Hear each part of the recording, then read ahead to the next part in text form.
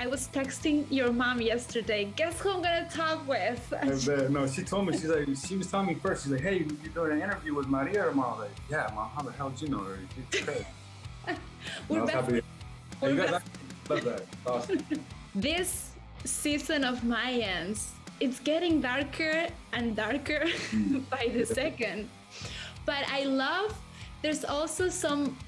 For Angel, there's like some light on it. You have a second opportunity as a father. Tell me a little bit about that.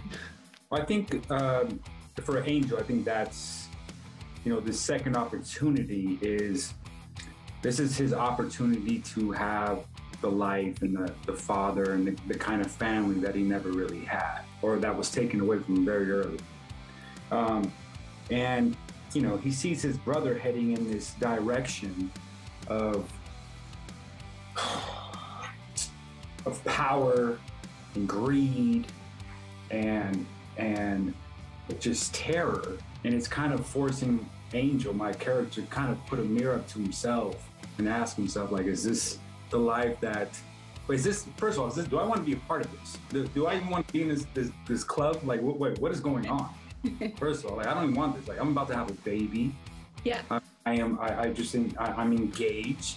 I have this envisioned life of the house with the white picket fence and, living on the farm with the horses and the dogs running around. Like, I think that's where his vision of the future is headed towards.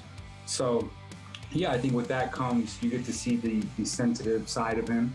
You get to see the human side of him.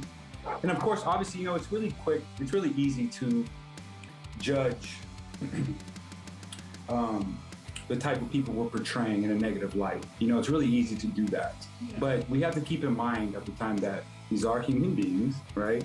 And these are full-fledged characters that are not 100% of the time these bad guys that we are assuming to be, So we do have a heart, and it does beat, and it does have blood. So, yeah.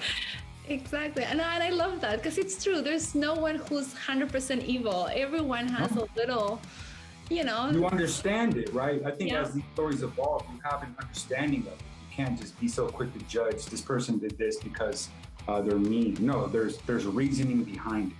And you have to be very careful what you plan, where because that's 100%. I think at the end of last season and throughout this season, a lot of the season, you're going to see a lot of consequences for our decisions in the past.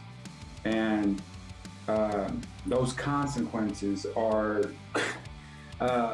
literally going to be a bloody massacre. Yeah. I can already tell. I know. What I've seen, I already seen, this is going south. A lot of it's going south. So, there's going to be a lot of, I'll say this, there's going to be, there's going to be deaths. I'll say that. Yeah. And there's going to be some unexpected deaths.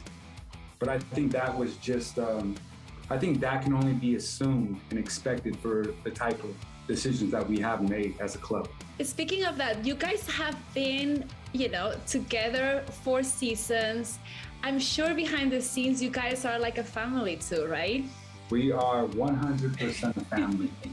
We hang out all the time, go to each other's engagements and anniversaries, and we get together baby for showers, whatever it is. Showers, quinceañeras. We do all of it together. We are all honestly though, granted, as time has gone on, a lot of our schedules have gotten a lot more busy and hectic, but we do collectively make an effort to hang out with each other. I feel like that's important for us to keep that bond and camaraderie, because we know that is portrayed on screen.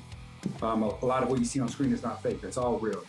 A lot of the anger, a lot of the tears, the emotion, that's all real. Those all come from a real place. That's all I can say. I don't want to there's a lot of stories behind the scenes, but it all comes from a real basis. And I think that's what makes the show so great and feels so natural and real. And it keeps you in the moment. It keeps you engaged because you see these emotions. And a lot of these emotions are just, they're timely, and they are organic.